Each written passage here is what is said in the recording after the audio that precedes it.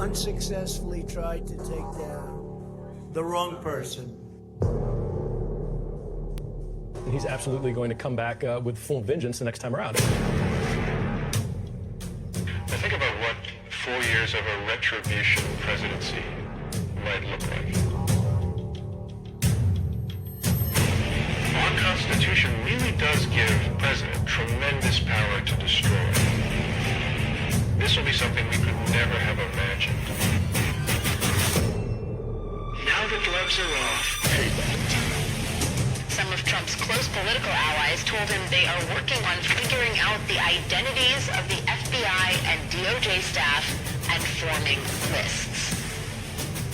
I will direct a completely overhauled DOJ to investigate every radical DA and HE in America for their illegal, racist enforcement of the law. The deep state is destroying our nation, but the tables must turn, and we will quickly destroy the deep state. We know where the bodies are buried. There are a lot of people out there that have done some very, very evil things, very bad things, I would say treasonous things against our country. People that have done such harm to our country. I've been looking at them for a long time. He could order the investigation and prosecution of individuals who he sees as enemies. Put them all in jail where they belong. You gotta get tough and smart, and you have to fight fire with fire. You can't allow this to go on.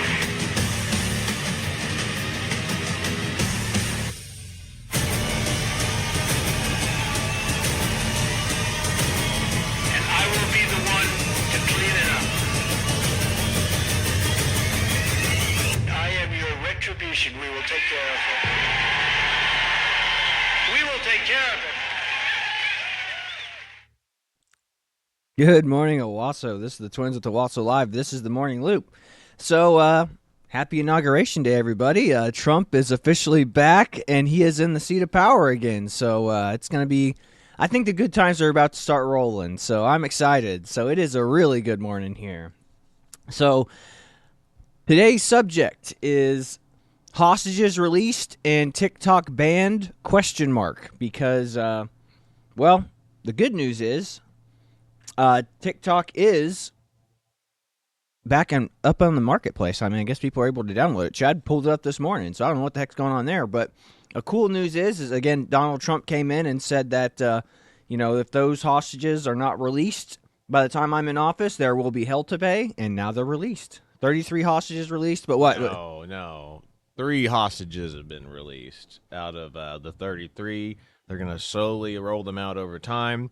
Israel's released 90 of their hostages, and they've only released 3. 1 British and 2 Israeli hostages, and all of them are female right now. Of course. Okay, so maybe not as good as I originally thought, but what do you do, It's just kind of one of those things. But, I mean, at least something's happening now, I mean, remember, guys, Muslims, Hamas, Islamic authoritarians only respect power. Only respect power. It's like when we showed you that video last week of Biden going, so was President Trump the reason this happened? And he was like, is that a joke? It's like, not really. It wasn't a joke. Biden, you would love to believe that, him and his team are the reason that everything worked out. But I mean, even non-Trump proponents in the media are going, yeah, no, this is Donald Trump's doing. He gave them the ultimatum, and they accepted. Yep. But here's what I have for that today. Hamas, this is from the BBC, Hamas releases first Israeli hostages after Gaza ceasefire takes place. 3 female hostages held by Hamas in Gaza for 15 months have been released and brought back to Israel after a long-awaited ceasefire took effect. Romney Gonin, Doran Steinbrecher, and Emily Damari, who is a British citizen, were freed due to the exchange for 90 Palestinian prisoners in Israeli jails. Yep. So that's part of the deal that I find extremely bothersome is like Israel, or not even Israel because it's British and there are American prisoners still too, get 33 in exchange for 2,000 Palestinians.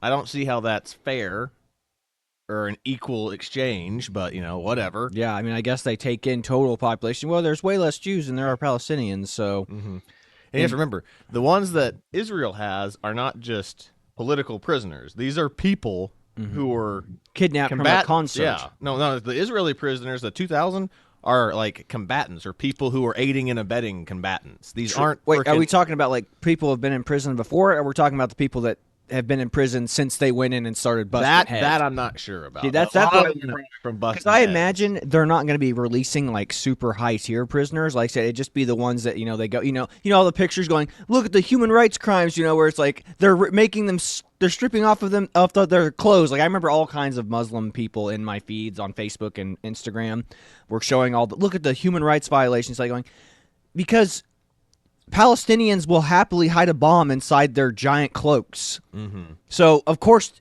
as a security, and these are like we have Muslims in the army. I mean, like these are people that like I went to training with. They're like going, look at the human rights violations. Like, guys, you're in the army. You know that we would strip everybody of their clothes. Like they weren't naked; they were just in their t-shirts and underwear. But it's like, if we know that the enemy is willing to hide a grenade or have a suicide vest on, of course we're going to take off your robes and turbans. Mm-hmm. Like, don't be naive. But I mean, this is why it's impossible to have a rational conversation with people. Can I agree that maybe Israel is going a little too hard in the paint when it comes to their bombings and stuff? Sure, but at the same time, I also understand that Muslims hate Jews. Yes. So I don't know. It's just it bothers me that Muslims put on the blinders. They just go, we hate Jews, therefore, everything Israel does is wrong, and it's vice versa with the Jews. It's like Muslims are all bad, but I mean, I actually understand the indoctrination that takes place with the against the Jews for the Muslims. Well, it's the other thing too. Is like I remember seeing some. I wish I could find this video because I probably won't be able to find it for a while. But I remember like there was a person that was joking with like a. And maybe they weren't, but they're saying that Israel, they're talking to a Palestinian or, a person who was a pro-Hamas kind of person. They said that every prisoner that Israelis get, they strip down and they molest or, they assault.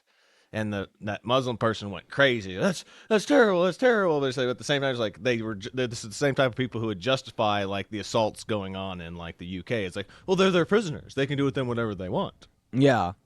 Well, yeah, I mean, again, remember, I mean, look, whenever, like, it doesn't matter if you're a man or a woman. You know what they told U.S. POWs whenever they entered Iraq and Afghanistan? They go, if you're kidnapped in Iraq or you're taken hostage, you're going to get sexually assaulted, whether you're a man or a woman, because it's a dominance thing for them.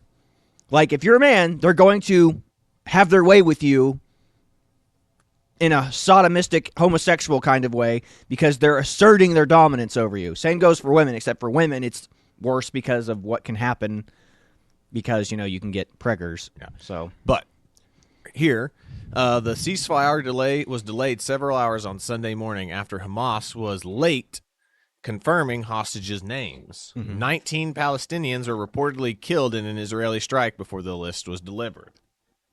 Once the truce began, hundreds of displaced peoples began heading back to their homes across Gaza. Convoys of lorries carrying desperately needed humanitarian aid crossed into the territory.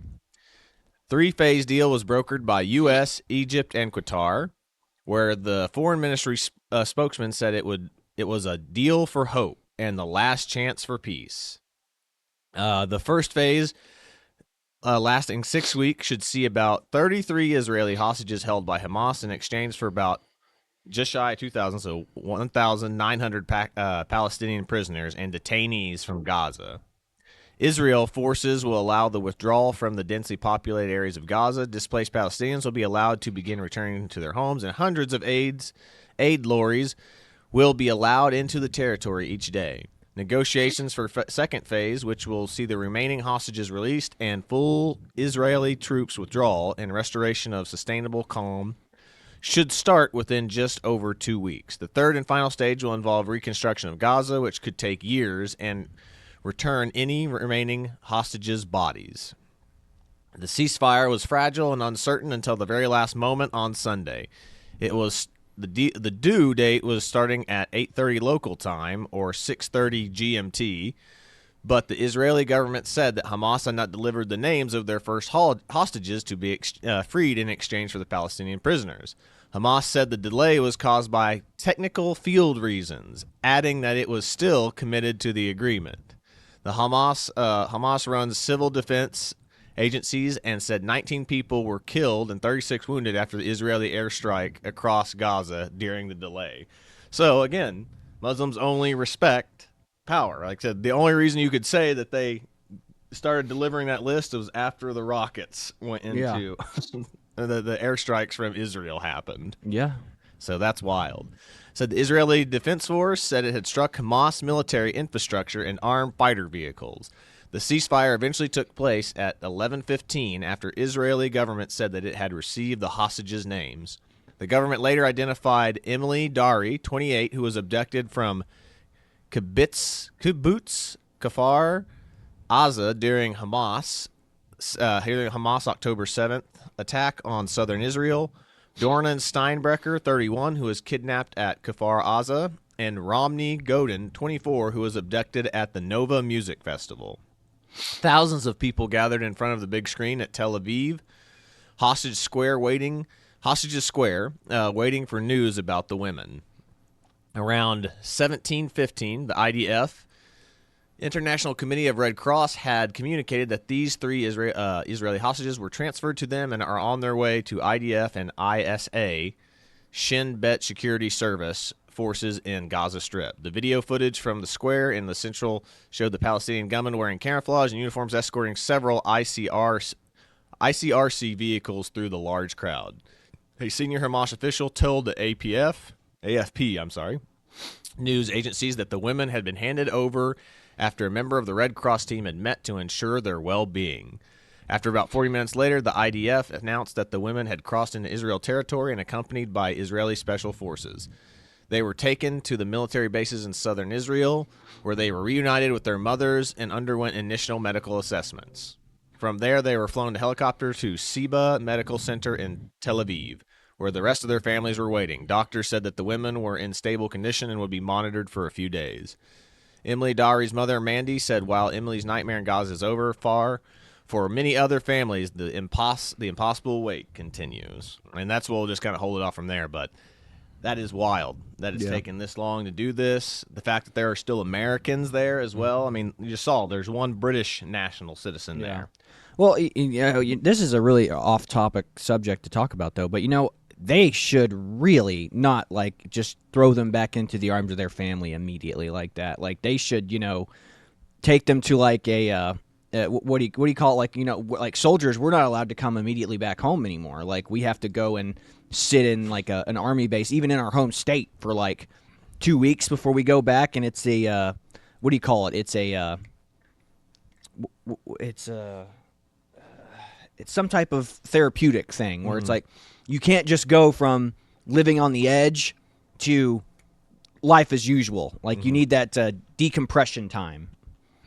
That time to where, That's more likely what their hospital stay will be. Maybe, but like I said, I mean, just, throwing people who have been in a highly emotional and stressful situation for over a year, and then just, here's mom and dad, it's just that.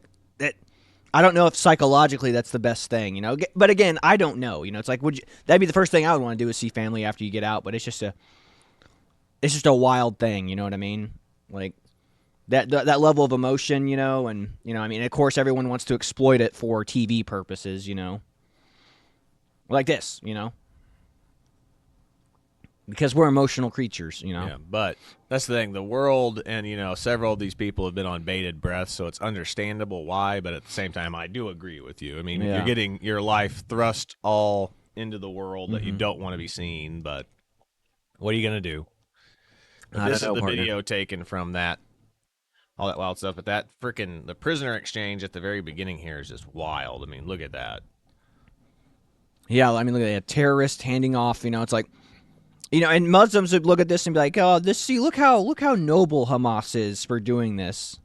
It's like, no, man. I mean, these people came in, killed civilians, and willfully did this, and they have no remorse. Like, these are the bad guys right here, guys. I mean, I don't know how else to describe this.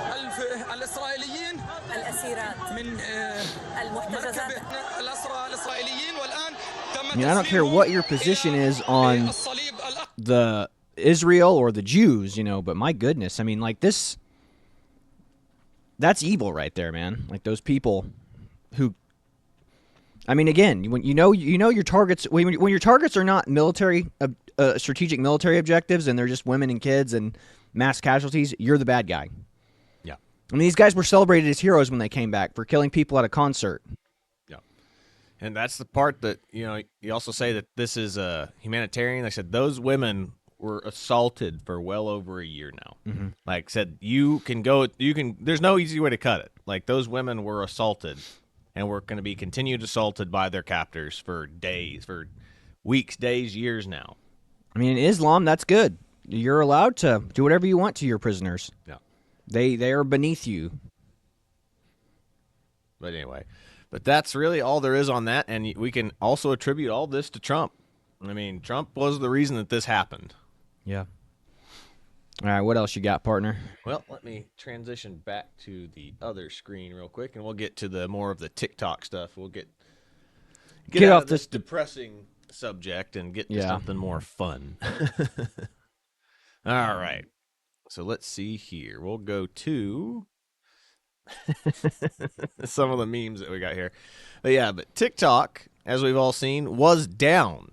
Believe it or not, for almost I'd say 12 hours or so. Mm-hmm. And then it came back up yesterday afternoon or, around early afternoon. Mm-hmm. And it was back up and running. And this, if you can see the thumbnail right here, this is what it was said was, important update from TikTok.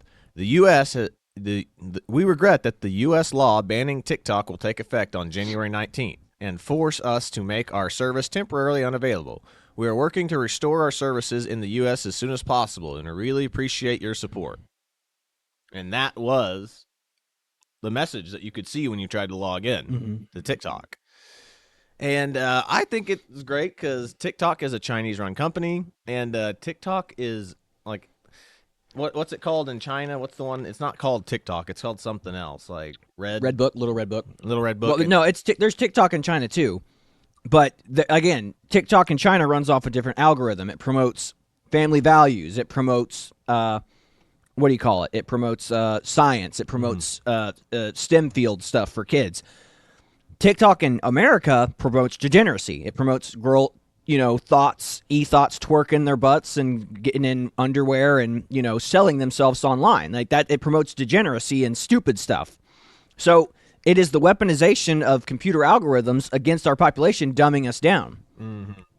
So, but then, now that they threatened for it to go away, then people were starting to say, like we talked about last week, they're going to a Little Red Book, which refers to Mao Zedong's Little Red Book, where he,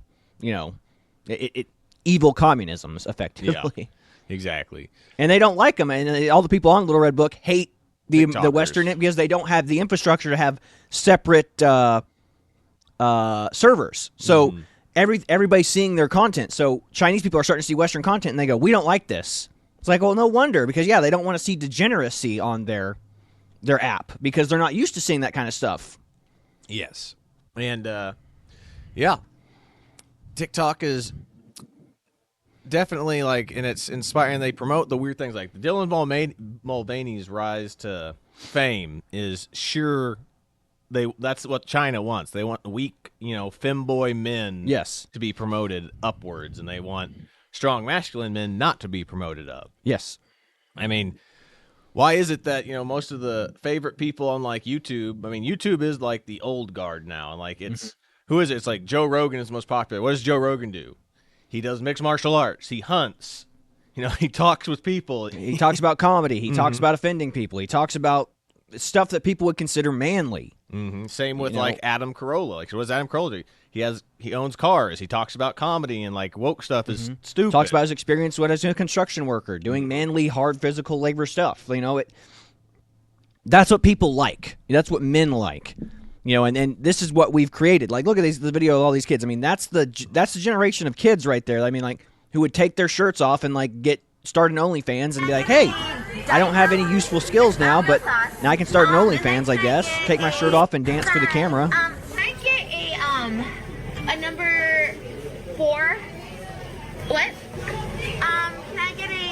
Waiting in line at McDonald's. No sauce. That's great. And then can I get This is the funniest one. fries? Can I get a But yeah, I mean, go ahead and mute that for me. But yeah, Yeah. no, I mean that's a generation of kids that TikTok created. Yeah. And two, I've been seeing a lot of people, even like people that I know personally, they're like, I can't believe that this is the first time in history that the U.S. has banned an app. Stuff like this. And like another one's like, I made my career off of, I was making money off, you said not career, but, I made money off of TikTok. I can't believe that, the government would do this. Like, if you have a decent following, and I said this to you the other day, if you have a decent following, you should be able to immediately transition To another app or platform. Exactly, another app or platform, and that should have immediately had all your fans that were at least loyal to you immediately jump over, and you should be able to start over again. So that tells me that one, either you have a bunch of AstroTurf people, which means fake bot accounts that are following you, which is probably what TikTok does, since it's a Chinese-run company. Well, again, it's Chinese bots promoting the worst content they can find. Stuff that makes America weak. Exactly. But that's my 2 cents on this, was like, if it really is, you should always diversify your portfolio. Like, you should not just have thrown all your cards into TikTok. Yeah. But, I mean, again, it's like, look at that kid, that guy dancing with his shirt off. I mean, like, imagine me explaining that to my dad or my grandpa. Like, hey, Dad, look at me. It's like dancing with my shirt off, like going, his father should just be like, should feel shame if he found his account. He would be like, his dad would be like, son, Yeah, I mean, can you not become a useful member of society? The '90s that we grew up in. If we had been caught doing that, our fathers would have been like, my son's gay. Yeah, yeah. I mean, but again, this is the effeminization of the modern American man. It's like, do you want to go roll up your sleeves, work for a living, or do you just want to dance on TikTok with your shirt off? And, work. All you do is go to the gym and work on your six-pack abs all day, so you can get tons of thirst-trapped 40-year-old women following your TikTok account. Yeah. Like, I mean, that's the rise of that one comedian's rise to fame. I forget his name. Yeah, Matt Rife. You're talking about Matt Rife. I don't know his name. He is funny, but like I said, again, his rise to fame was based basically off of his attractiveness, for sure. Like, women were just thirsty over him. Yeah, it's like, I don't think his comedy's that funny. I remember watching 2 of his comedy specials, and I was like, this dude is not as funny as he thinks he is. Yeah. Yeah. Because there was a few times like where in his like comedy bit where I would chuckle. But never laugh never, out loud, I was like, you were never busting a gut. Yeah, I was never belly laughing like so hard that, like in some of my favorite comedians. But that kid just like, I was like, haha, that's good. That's a good point. I like that. Like, but he's not like laugh out loud funny. Yeah.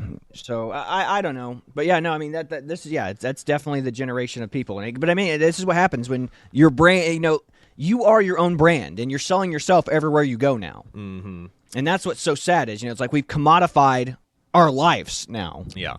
So same thing. This one's just the same as that one, but they're not dancing. But yeah, TikTok e-thoughts, basically like TikTok influencers in a few days. Yeah. Love it. Love it, love it, love it.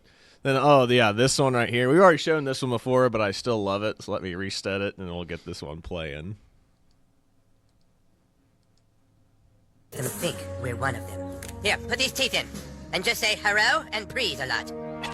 Oh, hello, please. Bing bao ching chong. Bing bing. Hello, please. Oh, yes, hello, please. We are Chinese people. Hello, please. Ping chao ding ling. We're going to make them think we're one of them. Here, put these teeth in, and just say hello. And it says TikTokers getting ready to travel to China to keep using the app. I love it, man. Dude, South Park is the best. Trey Parker and Matt Stone, like they are the best. Mm-hmm. I love this one too. Let me see if I don't think I've seen this one. This one's great. Let me transition. Here you go. You ready for this? Yeah, I'm ready. TikTokers. San Diego influencers heading to Tijuana to use TikTok. Oh, God. Does this one have a sound? I can't remember if this one has sound. Yeah. But I mean, this is... Okay. Can't play the music with it because we'll probably get in trouble. But. Yeah, but I mean, this is a perfect representation. It's like, I mean, like, this is what TikTok is. It's all about algorithms and trends. I mean, like, one person does a dance to this song, it gets popular, so everybody starts doing it. And then that's how the algorithm goes. Like, oh, let's do this worthless, pointless dance. And then all these kids jump on. Then you get the shirtless boys doing it. Then you get the bikini-clad girls, or the girls who dance around their Victoria's Secret lingerie doing it. Like, that's what this is. It is brainless slop. Mm-hmm. But again, not in China. In China, it's about scientific experiments. It's about family values. So again, they are weaponizing algorithms against us to dumb down our population. Yep. It's like, again, what happens? Like, I don't care about my country. I don't care about the moral principles that I uphold. I just care about the dollar. 100%. I just care about materialism, and that's what China's hoping for. Yep. We hope your capitalist greed takes you, Like, that's what they're hoping for. It's like, I mean, communism can be argued the opposite way. It's just like, hey, look, yeah, communism's bad because nobody has any rights. Yeah. But again, they're going to use our principles and our philosophies against us. Yeah. Next one here that I have pulled up is the Three Stooges fans posted this, and it's Tobey Maguire has his glasses off, and it's the libs of TikTok. This is the leadership of the Los Angeles Fire Department. It's the three like lesbian or LGBTQ women that are the fire chiefs, and then he puts on his glasses, and it's the Three Stooges. Yep. So true. Love it. Then, of course, this one's great. Trump wheeling out Joe Biden today, thank God. Which, by the way, that happens at noon today. Yeah, well, it's we'll actually have that. We'll talk about that on tomorrow's show. 11 p.m. today. So, Sweet. I mean, yeah. Again, happy Inauguration Day, everybody. Like, this is happening. I think what they said, it's freezing up there. I mean, it's freezing here today. It's like 14 degrees outside. So I don't even want to imagine how cold it is in Washington D.C. They said they were doing it inside. The first inauguration be done inside ever. It is, but it's because that they're afraid of the violence and the threat against Trump. God. So that's why they're wanting to do it inside. Again, Tim Pool talked about this on his show, and he's 100% correct. Left-wing extremists. So you have the diehards. You have the Antifa, far left Antifa types. They'll go out and do it in whatever weather conditions there are because they're true believers. But the vast majority of left-wing protesters are fair weather fans. They will never go out in the rain. They will never go out in the snow. They will never go out in the cold. So that's the beauty of it is the far left agitators, the extremists, have to have the giant crowds to run cover for them. Now, whether or not the people in the crowds are willfully participants or they're just unknowing participants who are just there because they hate the right, the far left protesters like Antifa have to have that crowd cover in order to disappear into the obscureness of the crowd. So cold weather, bad weather prevents left-wing radicalism and extremism. They're not like military personnel. It's like the military, we use the worst weather conditions against our enemies. We'll train in the rain. We'll train in the snow. We'll train in the cold because we have to use that advantage for us. Yes. We have to take that advantage or that disadvantage and turn it against our enemies. Yes. They don't do that because, again, their activism only goes as far as their comfort zone. I mean, if it's raining or it's snowing outside, they're going to go into a Starbucks, sit and drink a nice cup of hot cocoa while Trump gets, inaugurated. Like, they'll watch it on TV and be like, we should have been there. But their comfort level is what dictates their protest. That's why the vast majority of violent protests happen in the summertime. And when they happen the most? On Fridays, on weekends. So looks like it's time. That's the reason that's why whenever a judge renders a ruling on a Friday, that's bad. They should wait until Monday to render the ruling. Because the weekends are the worst time for this type of stuff. Because people tend to have a lot of times based on weekends because a lot of businesses are closed down on the weekends. Yep. So. Now, this last one before we kind of close out for today is female firefighters. Said, this guy makes a great point about it. So here we go. Probably get in trouble for this music.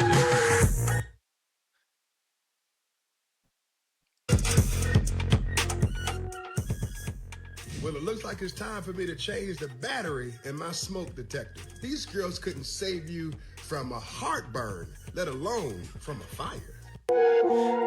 Yeah, I mean, again, I don't know what their job is at the fire. Maybe they're just a truck driver. Maybe they're just like the ladder operator. But again, those girls were not in shape. Now, I'm not saying they can't complete and do their PT test. I mean, everyone has, even the Army has the bare minimum standards. Lots of females meet the bare minimum standards in the Army. Some of the females make well above the bare minimum standards, okay? I'm not dumping on the girls in service. But what I am saying is, again, what that guy just said, that summary of what he just looked at is true. I don't think those girls would come in and be able to pull my butt out of a fire. And again, this is where you go back to, well, if my ass has to go in there and pull you out of a fire, you got yourself in the wrong situation. Like, holy cow. So, I don't know, folks.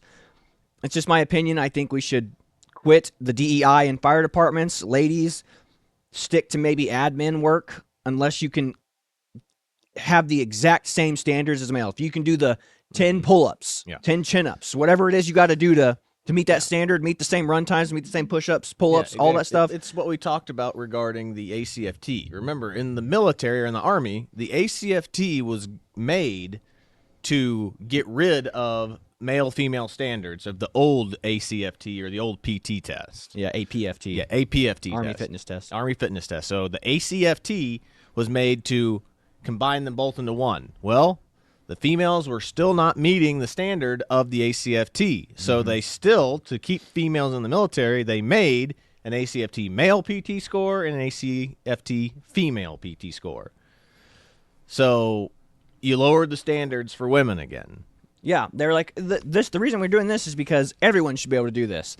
And then, like, they lowered the push-up count for women to be, like, what, 10? Like, girls can just do 10. Guys have to do, like, what, 23? 20, I think, is the minimum, I think. Yeah. I could be wrong. It might be 23. I thought it was 20. Yeah, so it's crazy. It's absolutely crazy. And again, it hurts the Army. It hurts everything. It hurts absolutely everything. Yeah. But I mean, it's just like, but anybody who's worth their salt in the Army will tell you if you're getting the bare minimum of anything, you're in trouble. Yes. You should be able to do well over the bare minimum. Yep. You should be, they'll tell you they want you at Ranger, it's like I told you, like, if you're a regular Army, they want you at Ranger standard. If you're a Ranger, they want you at Special Forces standard. And Special Forces, you better be above and beyond after that. Yeah, you better not have a life. yeah, your life better be the gym. But that's really about it, unless you've got anything else you want to No, man, talk that's about it. I just want to wish everyone a happy Inauguration Day. Hopefully everything goes smoothly there. I don't see why it wouldn't, as cold as it's going to be.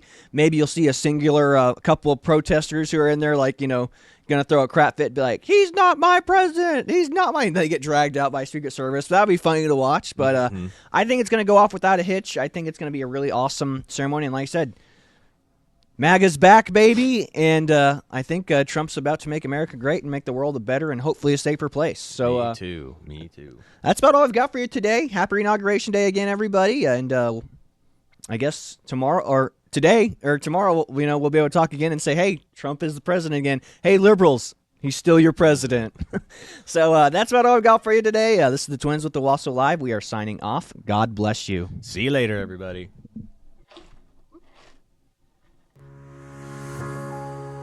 The reality is that you're not one of the boys who have legs. You'll never be one of the boys who have legs.